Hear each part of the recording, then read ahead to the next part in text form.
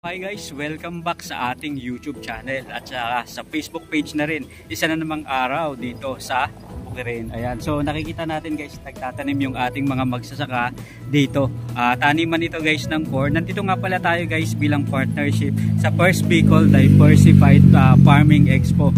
Ibig sabihin nito guys, yung iba't ibang mga company magsasama-sama dito para ipakita yung galing ng kanilang mga produkto. So ngayong araw na to guys, samahan natin yung isang company at yung kanilang binibida na mga seeds.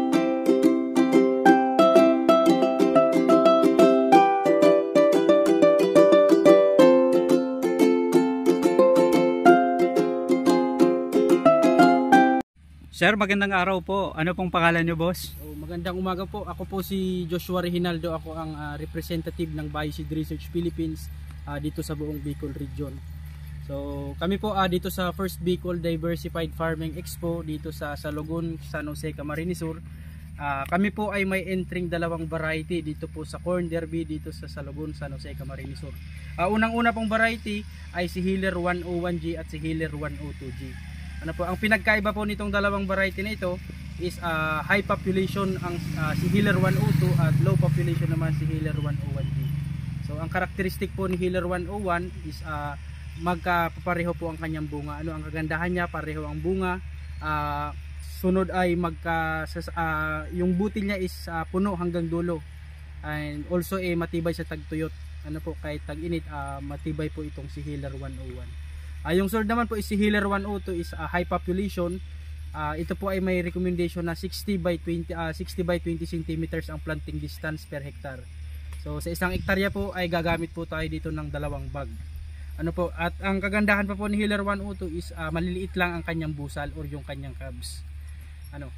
Kagandahan pa nitong dalawang variety ni Healer 101 at Healer 102, meron na din itong VT Double Pro na tinatawag. Si VT Double Pro po ay isang makabagong teknolohiya ngayon sa binhi or sa mais na kung saan ito po ay pwede nang isprehan ng kahit anong glyphosate. For protection din po sa mapanirang insekto kagaya ni cornworm, earworm, armyworm at yung makabagong uod po ngayon na fall armyworm. So ito po ay may laban na sa mga uod.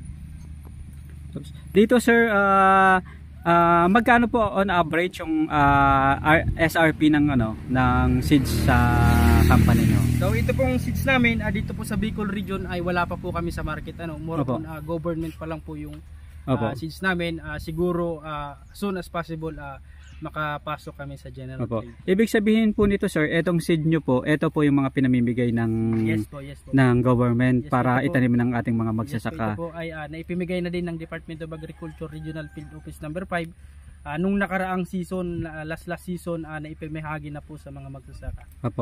Sir, bigyan nyo nga po kami ng overview tungkol dito sa Bioseeds Company. Okay. So si company po namin, si Bioseed, ay isang multi-Asian company na nagpo-produce po ng mga quality seeds ng rice, hybrid rice and hybrid corn. Ang mother company po nito is naka-base sa India. And dito naman sa Pilipinas, ito po nakalocate sa General Santos City, South Cotabato. And dito naman sa atin sa Luzon, ito ay nakalocate sa Aurora, Isabela. Seeds na gagamitin po dito sa Farming Expo. Approximately po mga ilang araw po bago anihin ito?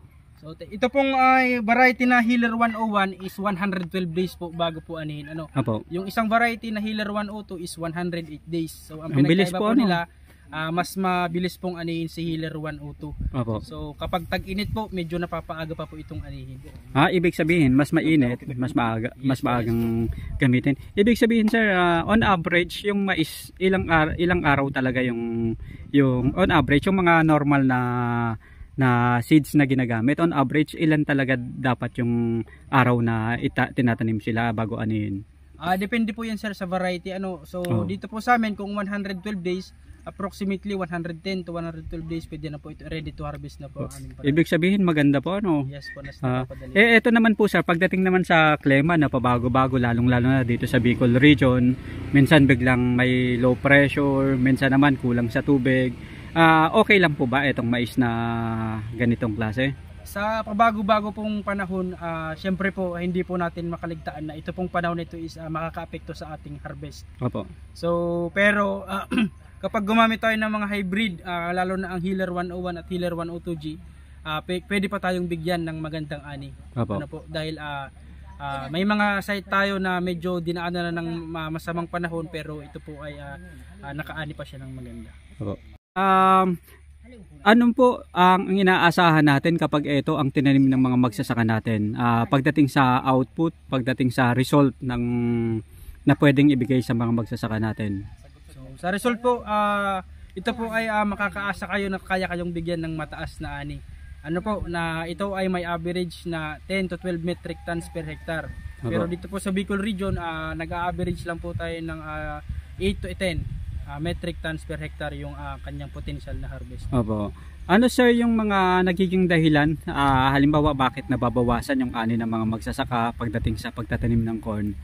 At ano yung mga possible na solusyon natin? Siguro sir, yung nakaka-apekto na nakikita ko is yung panahon talaga. Yung panahon yung pinaka nakaka-apekto dito sa ating mga pananim. Yung solusyon natin diyan, alagaan, bigyan ng tamang pangangailangan ng ating pananim, tender love and care sa ating pananim, para at least daanan man tayo ng masamang panahon, hindi tayo gaanong babagsak. In 4 months sir na pagtatanim na itong mais, ano yung mga proseso na pagdadaanan sa pagtatanim? So, yun po yung una is planting, ganito, ano po tayo, land preparation, planting. Opo. And sunod po is mag-i-spray po tayo ng sa loob ng 4 months, ito po ay i-spray natin ng pandamo. Opo. Yung pag-i-spray sir ng pandamo tuwing mga approximately mga ilang araw after ng pagtatanim? So yung parameters po namin ng pag-ano ng damo is 2 to 3 inches. Ng pag-spray na po tayo ng damo, then follow up na lang po tayo ng pandamo. Opo. Tapos maliban dun sir sa pangdamo, ano pa yung pwedeng mga sunod, sa ilagay mga nila? pag-spray po is meron na din po ito, sabi ko kanina, meron na po itong protection sa mapanirang insekto kagaya ni fall armyworm. Opo. Although may mga minimal spot siya, pero ito po ay hindi tutuloy dahil po sa mga bagong teknolohiya ni Healer 101 at Healer 103 na VT double pro. Opo.